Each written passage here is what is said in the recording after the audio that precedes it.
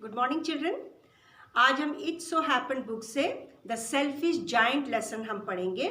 Selfish यानी खुदगर्ज, giant माने दानव या राक्षस कह सकते हैं। खुदगर्ज राक्षस या दानव की एक कहानी है, उसके बारे में हम ये पढ़ेंगे। एज यूजुअल मैं तुम लोगों को इसकी समरी ही बताऊंगी और तुम लोगों को ये लेसन अपने आप पूरा पढ़ना है। फिर मैं वर्ड मीनिंग्स भेजूंगी जो क्लास वर्क में करना है, उसी वक्त करके पोस्ट करना है, और जो क्वेश्चन आंसर्स भेजूंगी वो होमवर्क में है, वो बाद में करना है। ठीक है, तो पहले हम इसकी समरी देख लेते हैं कि एक स्टोरी में क्या है।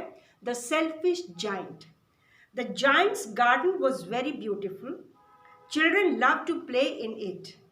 Every afternoon as they were coming from school, they used to enter the large lovely garden with flowers and peach trees. एक दानव था जिसका बगीचा बहुत सुंदर था। बच्चों को वहाँ खेलने में बड़ा आनंद आता था, बहुत मज़ा आता था। हर शाम जब वो बच्चे स्कूल से लौटते थे तो उस विशाल मोहक बाग में जहाँ फूल और फल यानी पीच के जो वृक्ष थे उनमें प्रवेश कर जाते थे, वहाँ खेलने जाते थे। But the giant was very selfish. One day when he returned home after 7 years of stay with his friend, he saw the children playing in the garden. He shouted at them angrily and they ran away. The giant decided not to allow anybody else to play there. So he built a high boundary wall around it. He also put up a notice that outsiders entering the garden will be punished. पर दानव जो था वो बहुत ही selfish था, बहुत स्वार्थी था, बहुत खुदगर्ज था। एक दिन वह 7 वर्षों के बाद अपने किसी मित्र के पास से घर पर लौटा। उसने बच्चों को वहाँ पर बगीचे में खेलते हुए पाया। उसने उन्हें क्रोधपूर्वक बहुत बुरी तरह से डांटा। बच्चे डरकर भाग गए। दानव ने निर्णय किया कि वो किसी भी अन्य व्यक्ति को अपने बगीचे में खेलने नहीं देगा। इस विचार से उसने बगीचे के चारों ओर एक ऊंची चारदीवारी बनवा दी। उसने एक सूचना भी लगा दी, एक पट्टी टांग दी वहां पर, सूचना पट्टी, और लिख दिया कि किसी भी भारी व्यक्ति का इस बाग में प्रवेश वर्जित है, नहीं तो कानूनी कार्यवाही की जाएगी। The poor children had no other place to go. They didn't like to play on the dusty road full of stones. Then the spring came all over the country.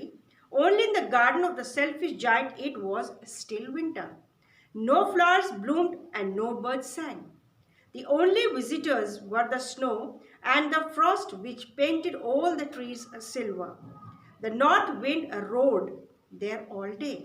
It also asked the hailstones to come. बेचारे बच्चों के पास अब खेलने का कोई अच्छा साधन नहीं था, कोई अच्छा मैदान नहीं था जहाँ वो खेल पाते। वो धूल भरी और पथरीली सड़क पर खेलना नहीं चाहते थे, उन्हें वहाँ अच्छा नहीं लगता था। फिर वसंत ऋतु सारे देश में आई, स्प्रिंग सीजन। पर स्वार्थी दानव के बगीचे में अब भी शीत ऋतु, ठंड का मौसम ही था। ना कोई फूल खिला था, ना कोई पक्षी वहाँ पर था। वहाँ पर आने वाले सिर्फ हिम और तुषार यानी सिर्फ बर्फ ही बर्फ थी, और जिन्होंने सभी वृक्षों को सफेद रंग से ढक दिया था। ठंडी उत्तरी पवन वहां सारा दिन दहाड़ने लगी। उसने ओलों को भी आमंत्रित कर लिया था। The giant wondered why the spring passed by his garden. It was always winter there. और जाइंट बड़ा हैरान था कि भाई क्यों मेरे बाग में स्प्रिंग सीजन नहीं आया, अभी तक ठंडी क्यों है, यहाँ पर ठंड क्यों नहीं जा रही है। One morning he heard some lovely music of a natter song, but outside his window. He jumped out of bed and looked out. He saw a wonderful sight. The children had crept in through a hole in the wall. They were sitting on the branches of trees, which gladly welcomed them with flowers. Only in one corner it was still winter. A small boy was wandering all around the tree and crying. He was too small to climb up. एक सुबह क्या हुआ कि उसे एक गायक पक्षी का स्वर सुनाई दिया, तो उसने खिड़की से बाहर झांक कर देखा। वह बिस्तर से उछलकर खड़ा हो गया और बाहर दृष्टि दौड़ाई। उसे एक अद्भुत दृश्य दिखाई दिया। बच्चे बगीचे की चारदीवारी में बने छोटे छेद से अंदर आ गए थे। वे वृक्षों की शाखाओं पर बैठे थे। वन वृक्षों ने उनका फूलों से अभिवादन किया। केवल एक कोने में अभी भी ठंड का ही मौसम था, और वहां पर एक छोटा बालक वृक्ष के चारों ओर घूमता हुआ रो रहा था। वो इतना छोटा था कि वृक्ष पर चढ़ नहीं पा रहा था। वो उस छोटे बालक को देखना चाहता था जिसे उसने वृक्ष की शाखा पर बिठाया था, लेकिन वह छोटा बालक जा चुका था। The giant's heart melted. He went out in the garden. The children ran away on seeing him.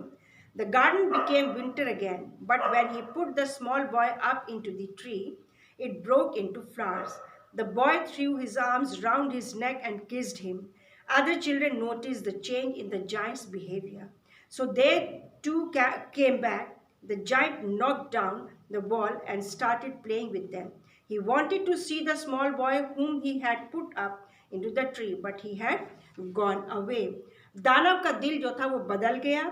वह बगीचे में गया। बच्चे उसे देखते ही डर के मारे वहाँ से भाग गए। बगीचे में दोबारा से बर्फ आ गई, फूल वगैरह सब खत्म हो गए। पर जब दानव ने छोटे बालक को वृक्ष की एक शाखा पर बिठाया, जो बच्चा रो रहा था ना, एक छोटे बच्चे को पेड़ की एक शाखा पर, डंडी पर बिठाया, टहनी पर बिठाया, तो वृक्ष फूलों से लद गया। बालक ने दानव के गले में बांह डाल दी और उसे प्यार किया।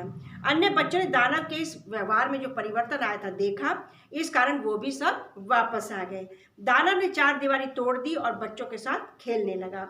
वह उस छोटे बालक को देखना चाहता था जिसे वृक्ष की शाखा पर उसने बिठाया था, लेकिन वहाँ कोई छोटा बालक नहीं था, वो बालक जा चुका था। Years went by and he grew old and weak. He realized that the children were the most beautiful flowers of all. अनेक वर्ष बीत गए, वह कमजोर और बूढ़ा हो गया और उसे लगा कि बच्चे ही सबसे अधिक सुंदर फूल होते हैं। One winter morning he saw a tree covered with lovely white flowers and silver fruit. Under it stood the little boy. He came running close to the boy. He noticed two nail wounds, each on the boy's arms and on the little feet. He declared angrily that he would kill cruel man who had injured him. At this, the child told him that those were the wounds of love. It further told that he had come to take him to his garden, which was paradise. In the afternoon, the giant was found lying dead under the tree. जाड़े की एक सुबह दानव ने एक वृक्ष को, उस राक्षस ने एक पेड़ को सफेद फूलों और चांदी जैसे फलों से लदा हुआ देखा। उसी के नीचे वो छोटा बालक भी खड़ा हुआ था। दानव दौड़कर गया और उसने बालक के पास वो जा पहुंचा।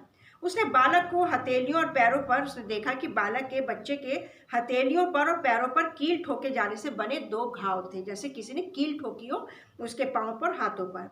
वह क्रोध से चिल्ला उठा कि मैं उस क्रूर व्यक्ति की जान ले लूंगा जिसने इस बच्चे के साथ ऐसा व्यवहार किया है।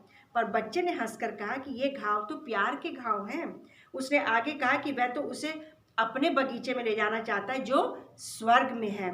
मैं तुम्हें ले जाने के लिए आया हूँ, बालक ने उससे कहा। बूढ़ा हो गया था दानव, और दानव का मृत शरीर दोपहर में वृक्ष के नीचे पाया गया। इस प्रकार दानव मर गया। ये थी एक सेल्फिश जायंट की स्टोरी। ध्यान से कहानी फिर से अपने आप पढ़ लेंगे बुक से पूरी स्टोरी, और इसके वर्ड मीनिंग्स जो मैं भेजूंगी वो क्लास वर्क में करेंगे, और जो क्वेश्चन आंसर्स भेजूंगी वो होमवर्क में करेंगे। ठीक है बेटा, अपने ही पीरियड में पोस्ट करेंगे सारा काम। इंग्लिश पढ़नी है ना, सीखनी है, तो इंग्लिश का ये चैप्टर तुम्हें ज़रूर पढ़ना होगा। ठीक है, जब नेक्स्ट क्लास में मिलेंगे तो हम नेक्स्ट चैप्टर करेंगे।